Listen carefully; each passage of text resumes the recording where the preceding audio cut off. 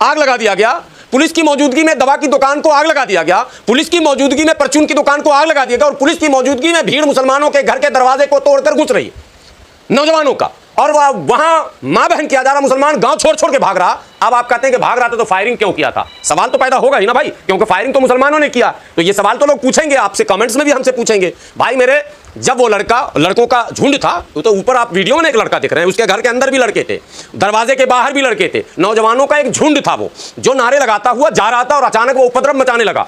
इस्लामी झंडे नोच कर, जो ईद मिलादुन नबी अभी कुछ दिन पहले हुआ था, आपको पता है, ईद मिलादुन रामनवमी पर झंडे लगाते हैं, मुसलमान भी ईद मिलादुन नबी के मौके पर झंडे वंडे लगाते हैं। मैं इसमें मसले और इसकी बात कतई नहीं कर रहा हूं। तो वो तमाम झंडे लगे हुए हैं, नोच कर नीचे फेंका गया, जिसमें चंद तारा वाला रहता मामला।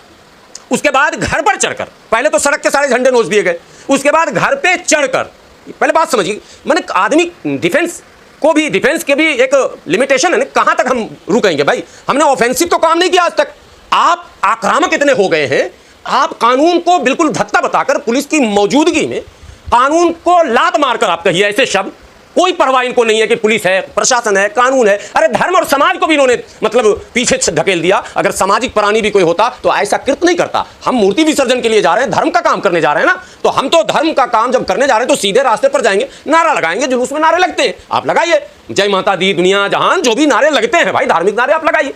लेकिन मुल्ले डैश डैश डैश फलां डैश डैश डैश, ये क्या ड्रामा देश में शुरू हो गया? ये क्या है मतलब? आप धार्मिक जुलूस में जा रहे हैं या गुंडों की टोली लेकर जा रहे हैं? आप लूटने के इरादे से जा रहे हैं क्या?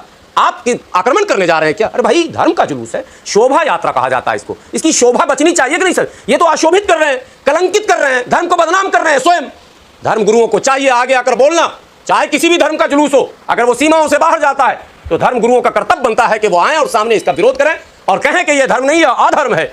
और ऐसे लोग धर्म को बदनाम करते हैं। और सरकार को देख लीजिए, 2 मिनट में मैं बता दूं कि पुलिस प्रशासन मौजूद है, चौकी इंचार्ज ऐसो मौजूद हैं, और साथ मर्डर भी हो गया, हत्या भी हो गई, सब कुछ हो गया, लूटपाट भी हो गया, पुलिस कुछ न कर सके। अरे भैया एसओ साहब, चौकी इंचार्ज साहब, आपके पास वायरलेस था, आपके पास मोबाइल था।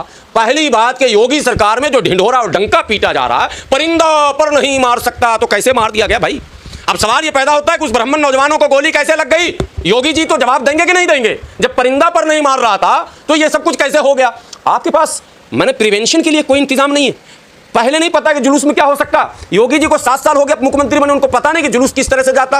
और खास करके उनका जुलूस, मियाँ तो बेचारा डर ही, उनका तो सब टाइट हो चुका है। अब्दुल का तो सब नटवर्क टाइट ना, आपको पता ही है, एक नट भी ढीला बचा नहीं, ठीक है, लेकिन उनका तो ढीला है ना।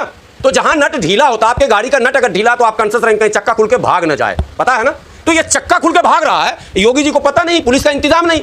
20 मूर्ति का काफिला है, अलग अलग जगहों से, मंदिरों से निकला है वो, इतने काफिले, इतने डीजे, और पुलिस नहीं। क्या उत्तर प्रदेश में पुलिस नहीं है? नौकरी इसराइल भेजने के लिए युवा हैं और पुलिस में नौकरी देने के लिए युवा नहीं है। क्यों नहीं पुलिस में आपने तादाद बढ़ाया, और क्यों नहीं पुलिस की ड्यूटी बढ़ाई? आपको एक बात और बता दूं, इतने कुछ होने के बाद अब तक सीआरपीएफ, बीएसएफ या सीआईएसएफ नहीं बुलाया गया, पीएसी से काम चलाया जा रहा। और पीएसी के बारे में भारत के लोग जानते हैं। पीएसी के बारे में मैं कैमरे पर कुछ नहीं बोलूंगा। पीएसी के खिलाफ लोकसभा में मरहूम इलियास आदमी साहब ने आवाज उठाई थी, पीएसी को हटाने की बात कही गई थी। पीएसी को एंटी मुस्लिम माइंडसेट का माना जाता है। पीएसी की टुकड़ी पर मलियाना हाशिमपुरा का आरोप है। पीएसी के टुकड़ी पर मुसलमान नौजवानों को घर से उठाकर हिंडन नदी के सामने गोली मारने का आरोप है। वही पीएसी को फिर भेज दिया गया वहां बहराइच में। क्यों नहीं सीआईएसएफ जाएगी? क्यों नहीं बीएसएफ जाएगी? क्यों नहीं सीआरपीएफ की टुकड़ी जाएगी? इसका मतलब है कि योगी सरकार ने भी जेनोसाइड का इरादा कर लिया है।